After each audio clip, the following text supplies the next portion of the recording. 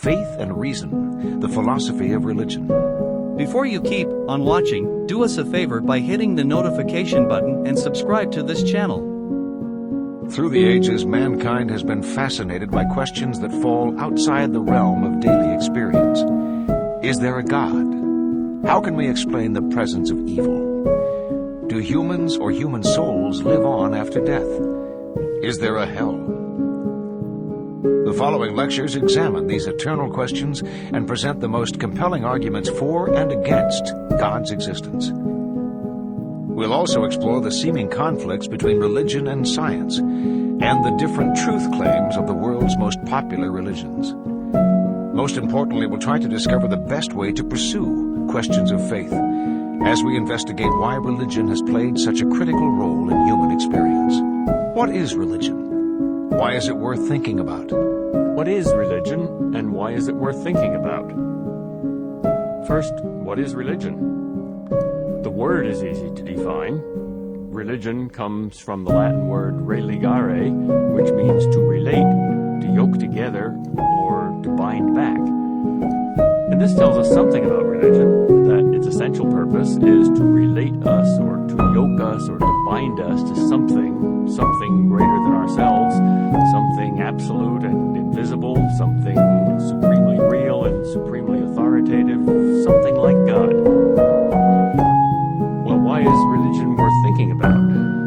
Because it's more important to most people than anything else in life, and because it makes the greatest claims to be true.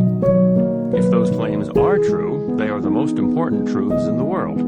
And if they're false, they are the most important falsehoods in the world. Religion is either the world's biggest truth or the world's biggest lie. It's either a fact, like sand, or a fantasy, like Santa. And if it's a fantasy, it's our greatest fantasy. If it's a human invention, a human idea, it's the biggest invention, the biggest idea we've ever had. Just measure its size for a minute. Weigh it. Compare it to all the other inventions, all the other ideas we've ever had. Put on one side of the scale the control of fire, the domestication of animals, and the cultivation of wheat, the wheel, the ship, and the rocket ship, soap, electricity, anesthetics, baseball, surfing, symphonies, and a million other great inventions. Then put onto the other side of the scale a single idea. The idea of a being that is actual, absolute, ideal, perfect, one, eternal, all-knowing, all-loving, all-just, all-merciful, all-powerful, undying, impervious, unbribable, incorruptible, uncompromising, and unchangeable. And in the three Western religions that stem from Abraham, this abyss of pure being is also a person, a self, an I, with consciousness and will, a cosmic creator, designer, savior, and provider, cosmic artist, musician, scientist, poet, sage, and lover. It's disputable whether such an idea is a fact or a fantasy, but it's indisputable that it's either the biggest fact or the biggest fantasy. Religion has made a greater difference, has guided or misguided more lives than anything else in history. Try this thought experiment. Suppose no one in history had ever conceived any kind of religion. Now, rewrite human history, subtracting just this one factor. You can't do it. From the earliest funeral artifacts to today's terrorists, religion has been the mainspring of the watch of human history. What is the philosophy of religion? Religion is, as we've said, to most people, the most important thing in life. And philosophy, which means literally the love of wisdom, tries to think about the most important things in life. Therefore, philosophers naturally think about religion. But philosophy is done by reason, by logic, while all the religions of the world depend on some kind of faith, and faith means believing something you can't prove. Philosophy and religion use different methods. Yet philosophy and religion investigate many of the same questions, like, is there a God? Is there a soul? What is the ultimate point and purpose of our lives? What is our greatest good? What is happiness? Where did we come from? Who are we? Where are we going? Why do we suffer? Why do we die? What happens after death? How should we live? These are the most important questions we've ever asked, and both philosophies and religions ask them.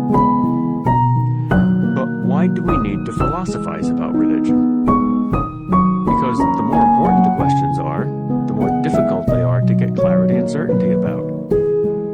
Perhaps this means we will have to end with skepticism about them if we are honest and humble enough. And perhaps not. But we'd better not begin as skeptics and assume at the outset that we can never find the truth about such things. That would be dogmatic skepticism. If we want to do philosophy, we should be skeptical skeptics, not dogmatic skeptics. We should be skeptical of everything, even skepticism. We should keep an open mind about everything, even about keeping an open mind. As Chesterton said, an open mind is like an open mouth. It needs to be opened because it needs to be filled. Religions claim to fill that mind with true food. Philosophy of religion investigates that claim. It investigates what the food is, what it means, and whether it's edible, whether it's true. To put it in a different image, religion is like an advertisement and we are like consumers. The product claims to be the meaning of life, and the price is the allegiance of your mind and your soul. So you'd better ask the salespeople some searching questions about the product before you decide to buy it, or not to buy it.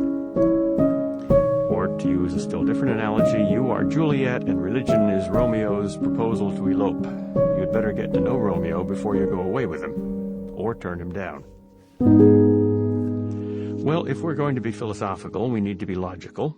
And if we're going to be logical, we need to start with definitions.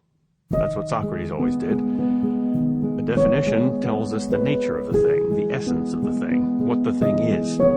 If you don't know what it is, you don't really know anything else about it because you don't know what you're talking about. The basic logical rule for a good definition is that it's not too narrow and not too broad. If it's too narrow, it doesn't cover all the instances of the thing it's trying to define, and if it's too broad, it doesn't clearly distinguish that thing from all other things. But when we try to define religion, we find it surprisingly difficult. We almost always give too narrow a definition, like faith in God and life after death, which doesn't cover Buddhism, Taoism, or Confucianism, or else the definition is too broad, like an answer to life's ultimate questions, which doesn't distinguish religion from atheism, Marxism, materialism, or secular humanism. Perhaps religion is one of those things that are so basic and so close to us that we can't define them, like the concept of the self, or time, or life, or being, or art. Even though we can't define them, we all know how to use these words correctly. You must have known something about what religion is, otherwise you wouldn't have bought this series of lectures. So, instead of beginning with a definition, let's begin with what we all know but can't formulate clearly. Well, why did I waste your time talking about defining religion then if I can't do it?